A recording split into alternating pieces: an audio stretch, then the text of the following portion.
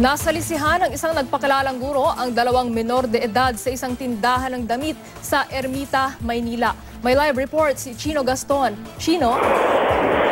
Trisha, dalawang menor de edad na dalagitang na biktima ng umano'y budol-budol modus kahapon sa Ermita, Maynila.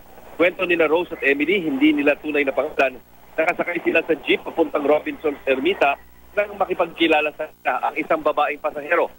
Nagpakilala raw itong teacher sa Perpetual High School at nagpapatulong na magsukat ng damit para sa gagawing acquaintance party sa high school ng nasabing paaralan.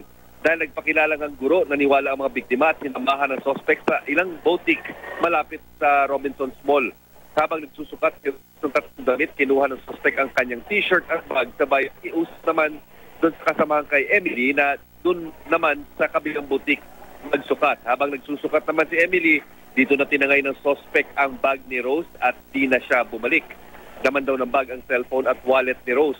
May kuha ng CCTV mula sa isang butik kung saan magkakasamang dalawang biktima at ang suspect. Makikita rin sa video na sa sobrang tagal mabig suspect sa kakasukat ng damit at naharang sila ng isang empleyado ng butik. Pero kinalaunan ay pinalabas din tapos makipag-usap ang suspect.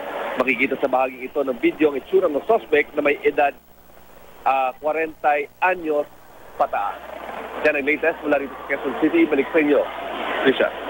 Maraming salamat sa iyo, Chino Gaston.